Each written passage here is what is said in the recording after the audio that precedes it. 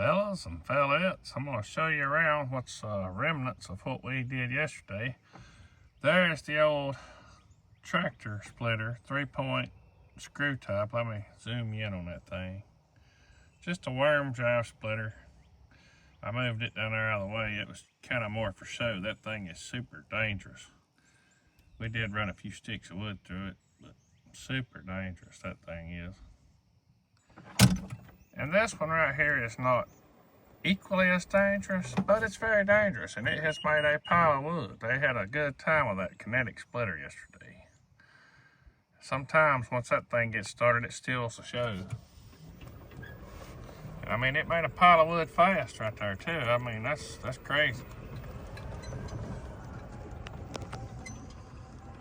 My wool fridge is still sitting here. Conveyor, you can see where we had other splitter set up. There's a soda can I need to grab. Get out of the... Very little trash left behind, very little. But sometimes things happen right here, and I'm not complaining about that. Had very little to pick up, but I just happened to see that and thought I'd get it. We got a fair amount of wood in the bunker right there. I'll continue to fill that as we go along summer. Still got some rounds left. All the food we have is set up under that little carport shed right there. Of course, right here we got my old sitting split that I broke down this hickory with, and then we ran a bunch of hickory through this beautiful 1165 vertical from Splitfire. Guys, if you are looking for just a small vertical that really performs super well, check out Splitfire, because I'm telling you guys, for the money, you cannot beat it. And this 1165 right here will not compare to the Axis from Easton Made, and it will not compare to the 17V from Wolf Ridge, but it's not meant to. It just makes wood, beautiful cooking wood, bundle wood on a smaller scale. And don't get me wrong, guys, that thing rocks. I mean, unless you've got knotty crotches, I mean, that's hickory. Hickory's pretty tough to split, and it just powers right through it like nothing. The only reason I broke these rounds down, I mean, they wouldn't even fit up there. They were so big. That was a large tree, so I busted them down on the old sitting split. 30-some-year-old splitter that still works. It's slow, but I mean, it works. And it works well. And I don't know how well you can see it, but I got the other Splitfire sitting right there on the excavator. Yeah, there you go. Good view of that. That thing got quite a bit of use yesterday. And guys, you can beat that thing up. I mean, the hoses right there are guarded, and the whole system is enclosed. So I was using that to move the wood around in that bunker right there yesterday. You couldn't do that with the other brands. I'm just saying, you just couldn't. There's exposed cylinders, exposed hoses. That thing right there, in my opinion, is a beast. It's the way to go if you want a splitter like that for an excavator or a skid steer. They're just built tough, they're built well, and they hold up well.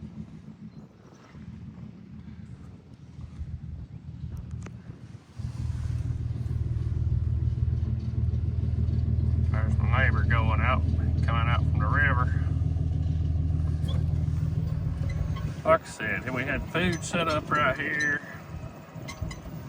picnic tables.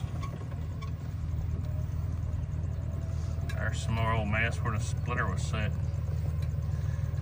Anyway, guys, the fellowship was a great success. We're going to do it again next year. I don't have dates at all.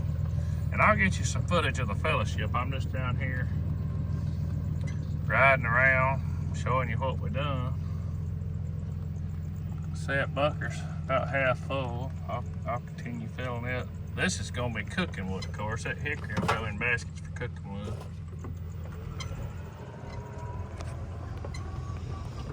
Over here in the shade, I got a Another pile is a couple of ash logs and a fair amount of white oak right there. The white oak will definitely be cooking wood. This is just a mess, is all I can say.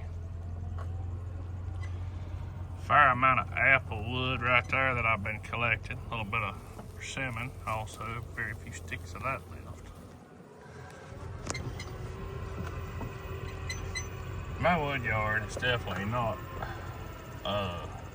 it's a mess. Here's some cherry. Beautiful cherry that's gonna make cooking wood.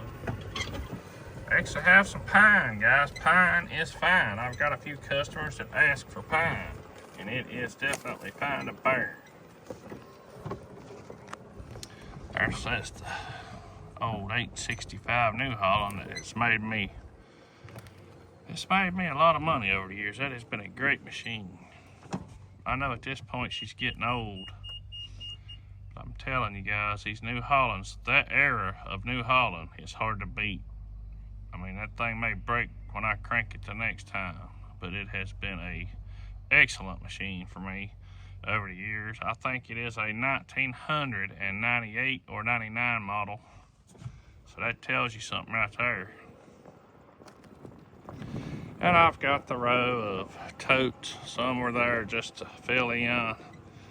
Kind of made a fence out of it. Some of them are stacked full of wood, so it just made me kind of a fence row there. And we had a table right here set up for everybody that came in, sign in the waiver forms and whatnot. Of course, the old blue hot box there is very important at any event.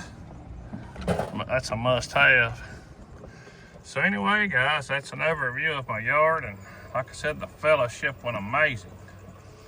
We're going to do it again next year. Like I said, I just don't have dates yet. When I get dates, we'll start posting it probably after Christmas next year. We kind of have to just, I wish I could do it a year in advance, but it's hard to get everybody together. So anyway, guys, I appreciate you watching my channel. Like, subscribe if you can, and I will definitely catch you on the next one.